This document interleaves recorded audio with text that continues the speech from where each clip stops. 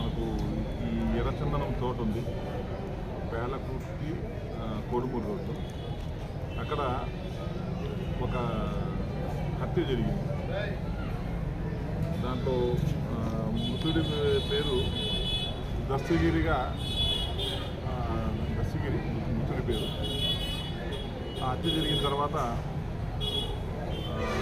దాని మీద crime number 204/25 under section 103 sub class 1 rating 3 sub class 1 BNS act కింద case నమోదు చేశాము. అయితే విచారణలో భాగంగా ఈరోజు పత్తికొండ కోడుమూరు రోడ్లో ఉన్న ఎస్ఆర్ పెట్రోల్ బంక్ వద్ద ఒక ఆటో రావడం, ఆటోలో అనుమానాస్పదంగా 2 వ్యక్తులు, ఒక స్త్రీ ఉండడం, వారు మమ్మల్ని చూసి పారిపోవడానికి ప్రయత్నించడం. దాని తర్వాత వాళ్ళని మేము పట్టుకొని పంచాయతీరాజ్ సంవత్సరంలో విచారిస్తే వరలక్ష్మి ఎలియాస్ వెంకటమ్మ, అంటే ఈ దస్తగిరి భార్య, వీళ్ళంతా కోటకొండ గ్రామం.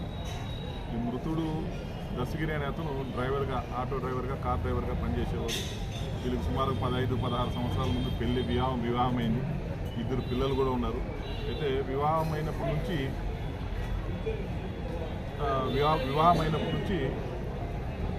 ఈమె యొక్క ప్రవర్తన మీద దస్తగిరికి కొంచెం అనుమానం ఉంది. ఈ విషయంలో పలుమార్లు గొడవలు జరిగినాయి, పంచాయతీలు జరిగినాయి. తర్వాత 2012లో దేవనగండ పోలీస్ స్టేషన్ వరకు పోయి వాళ్ళు కంప్లైంట్ ఇచ్చుకోవడం జరిగింది. ఈ విధంగా జరుగుతుంటే ఈ అమ్మాయి మీద ఎవరైతే నిందితురాలు ఎవరైతే ఉన్నారో ఆమె మీద అనుమానంతో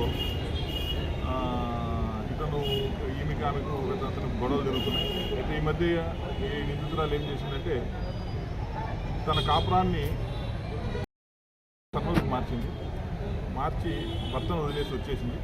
తర్వాత పిల్లల కోసమని భర్త పోవడం, ఆమెను రిక్వెస్ట్ చేసుకోవడము, తర్వాత వాళ్ళ కాపురం తిరిగి మొదలుపెట్టారు. అయితే తిరిగి కాపురం మొదలుపెట్టినప్పటికీ కూడా ఈమె మీద కొద్దిగా అనుమానాలు ఉన్నాయి భర్తకు. ఈ మధ్య అతను బళ్ళారికి పోయారు డ్రైవర్గా. కొన్ని రోజులు బళ్ళారిలో ఉన్నప్పుడు ఈ అమ్మాయికి ఫోన్ చేయమని చెప్పి వీడియో కాల్ చేయమని అడిగితే ఆమె ఫోన్ లిఫ్ట్ చేయలేదు.